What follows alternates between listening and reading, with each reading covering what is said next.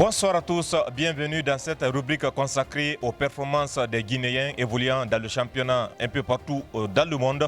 On va commencer par la Russie. Vous le savez, l'attaquant international guinéen François Kamano a récemment signé avec le club FC Sorti. Le buteur guinéen s'est illustré donc pour la première fois sous ses nouvelles couleurs en inscrivant un but. Malheureusement, à l'arrivée, François Kamano a vu son équipe s'incliner sur le score de 3-1. Néanmoins, c'est une très bonne chose pour l'attaquant guinéen qui s'illustre donc pour la première fois sous les couleurs du FC Sorti. On va rester cette fois-ci en France pour évoquer les performances d'autres joueurs guinéens, à savoir Dembo Osila. Le défenseur guinéen n'a pas marqué, mais il a été passeur décisif avec son club Restar contre l'AS à Saint-Etienne. Parlons cette fois-ci d'un autre joueur guinéen évoluant cette fois-ci donc du côté de l'Espagne, précisément en deuxième division. Son nom, c'est Ousmane Nana Camara. Ousmane Nana Camara, vous le savez, qui était présent lors du dernier rassemblement de l'équipe nationale de Guinée.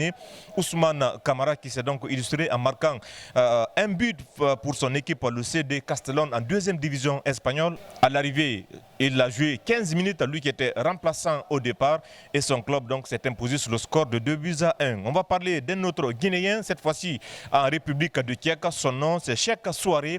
Cheikh Souaré qui a donc été double passeur décisif avec son club, le Victoria à Poulsen, dans le championnat tchèque. On rappelle que c'est la 5e passe décisive délivrée cette saison par le Guinéen Cheikh Souaré. Parlons cette fois-ci de deux autres Guinéens évoluant dans le même club en Belgique. C'est bien sûr Sori Kaba et Abdul Karim Traoré qui ont été tous les deux décisifs en Coupe de Belgique avec leur club OHL. On rappelle que Sori Kaba a été donc double buteur. Il a inscrit un doublé pour son équipe.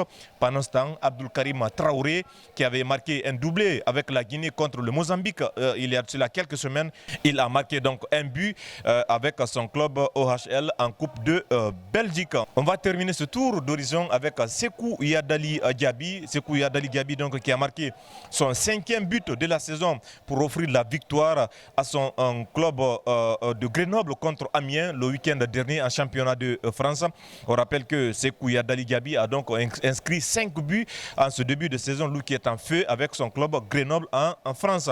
Enfin, comment terminer ce tour d'horizon sans parler de Serhou Guirassy? Oui, puisque ça faisait des semaines que l'attaquant guinéen n'a pas marqué. Mais cette fois-ci, Serhou Guirassy met fin à cette disette de plusieurs matchs sans marquer, puisque c'est lui qui a marqué le seul but pour le Borussia Dortmund face à Augsbourg dans le championnat de Bundesliga allemande. Serhou Guirassy donc qui a marqué après 4 matchs sans avoir inscrit le moindre but. Lui qui vient d'inscrire donc son 5e but en championnat allemand, mais qui est très loin du serial buteur du championnat allemand, qui n'est autre que Harry Kane, qui a déjà marqué plus de 10 buts en ce début de championnat.